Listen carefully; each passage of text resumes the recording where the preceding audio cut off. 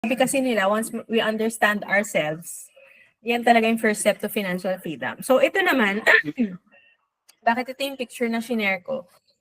Ito yung dinner before kami lumipad ng asawa ko papunta dito sa Greece.